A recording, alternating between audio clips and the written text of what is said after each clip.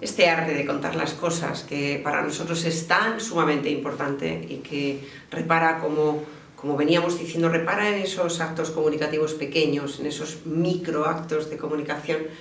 Pensamos que por esa falta de personalización de la comunicación, por esa falta de comunicarnos en directo, por ese uso abusivo de las redes sociales, se está perdiendo. Por ese uso abusivo también de la imagen, por encima de las palabras, por encima del contacto humano, creemos que se está perdiendo. Yo tengo una vivencia, como un recuerdo de los más agradables que yo puedo expresar. Es una vivencia que me lleva a pensar en lo importante que era esto del arte de contar las cosas en generaciones mucho anteriores a la nuestra, en generaciones de nuestros abuelos. Yo recuerdo tener conversaciones con mi abuelo en esa casa de pueblo en la que se abría la puerta y había directamente un pasillo con unas cuantas sillas de Enea, que los que seáis mayores sabréis lo que es, pero es la típica silla que tiene su respaldo de madera y un asiento construido a base de enlazar cuerdas. Y recuerdo a mi abuelo sentado en una de esas sillas. Yo era bien pequeña, mi abuelo falleció cuando yo tenía 7 años, ese abuelo en concreto, mi abuelo Antonio, y recuerdo perfectamente que lo primero que se producía, nada más entrar por esa puerta de esa galería, de ese pasillo casi al aire libre, porque había un pequeño toldo cubriendo esa zona de la casa, lo primero que sucedía es que mi abuelo me entregaba un pequeño bote con forma de muñeco, de oso, de perro, transparente, que dentro llevaba unas bolitas muy chiquitinas de anís y me las entregaba como muestra de sus ganas de verme como regalo, ¿no? Y posteriormente mi abuelo siempre tenía la costumbre de sentarse en su silla.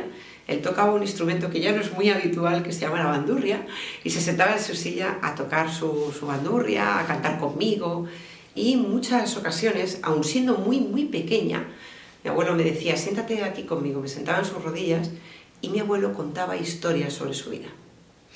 Mi abuelo no tenía ningún tipo de estudios, por supuesto, ni que decir tiene, no había estudiado nada sobre comunicación, ni verbal, ni no verbal, ni paraverbal, ni porras. Mi abuelo lo único que sabía es que la única manera de que ciertas historias de vida trasciendan es contarlas. Y es contarlas personalmente, porque cuando uno cuenta personalmente una historia, pone la emoción donde quiere, pone la sorpresa, hace lo que quiere con esa historia y pretende transmitir al que está escuchando, al oyente, esas mismas sensaciones que él en concreto tuvo cuando la vivió. Así que, de una manera imborrable, aquellos recuerdos se quedaron en mi memoria y a día de hoy, y con la friolera ya de 46 años, habiendo pasado más de 40 años de la recepción de aquellas historias, puedo deciros que me acuerdo de cada detalle. Puedo deciros que efectivamente esa microcomunicación, esa manera de hablarnos de tú a tú, en mí personalmente, deja una honda huella. Y yo creo que si vosotros en este momento pensáis en momentos en los que vuestros abuelos os han contado un cuento, os han contado la historia de su vida, os han contado cómo conocieron a la abuela, o qué pasó cuando fueron a la guerra, seguramente sean historias que han perdurado en el tiempo, en vuestra memoria, porque tienen un componente muy interesante y es que dejan huella. Eso no sucede en este momento, o pensamos que esto es lo que se está perdiendo.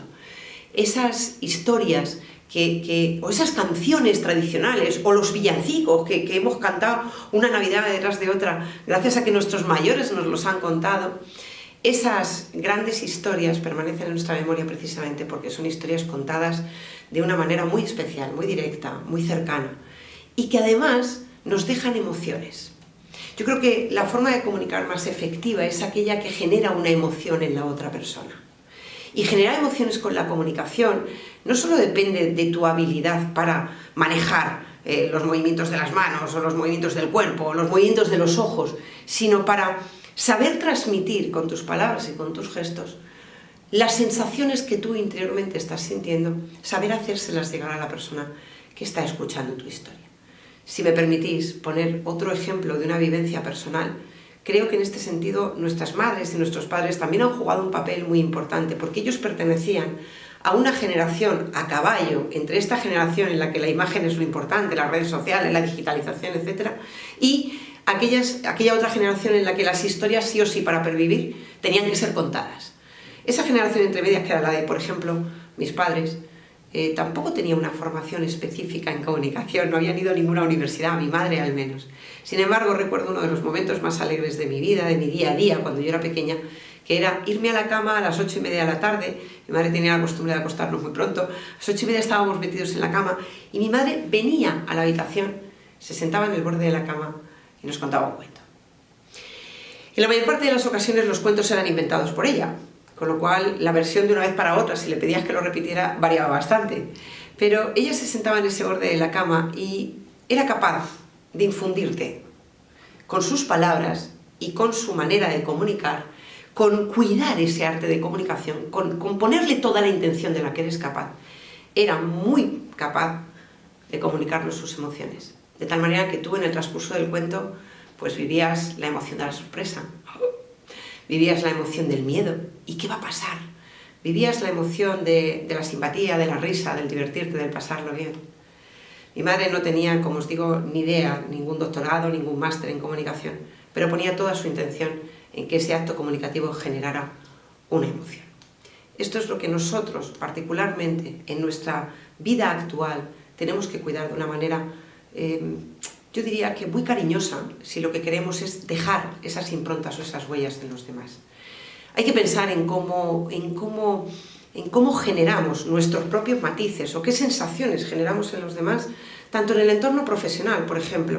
En el entorno profesional, ¿qué piensan de nosotros? ¿Somos simpáticos, somos amables, somos empáticos, escuchamos activamente, somos personas a las que nos gusta hablar, dialogar, o por el contrario no somos así, somos bien encarados, mal encarados, nos gustan los cambios, no nos gustan? Pensar que todo lo que estáis haciendo en el entorno profesional está dejando una huella determinada. Y no pasa nada sea cual sea. No se trata de dejar una huella exclusiva de, oye, la que yo os diga. No, cada uno tiene que dejar su huella.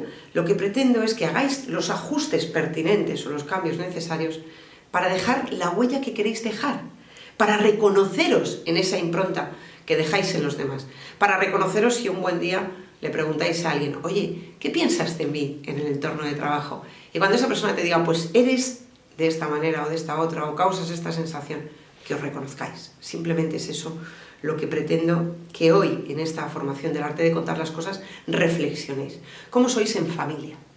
¿Cómo os comunicáis con la gente que os quiere? ¿Cómo os comunicáis con la gente a la que queréis? ¿Cómo le preguntáis las cosas? ¿Sois de los de eso, qué tal el día, bien? ¿O sois de esas personas en las que hacéis preguntas abiertas para establecer un diálogo? ¿Sois de aquellas personas a las que les gusta ir un poquito más allá, que no hacen una comunicación protocolaria simplemente, la que se espera, sino que efectivamente la comunicación se ha convertido en un arma interesante en vuestra casa, se ha convertido en algo primordial en las relaciones personales y familiares que mantenéis con vuestra pareja o con vuestros hijos?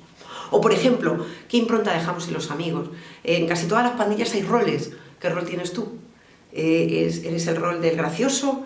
¿Es el rol del serio? ¿Es el rol del tacaño? ¿Es el rol del que siempre propone cosas, del activo, del que siempre está en ebullición?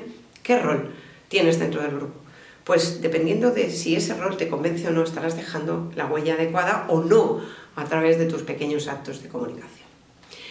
Cada persona en función de esta comunicación, cada persona en función de cómo analiza y también cómo introduce cambios en sus hábitos comunicativos para dejar esa huella adecuada, crea su propia historia comunicativa, crea su propio yo comunicativo, es decir, trasciende lo que realmente queremos que trascienda cuando esto se reflexiona y se cuida.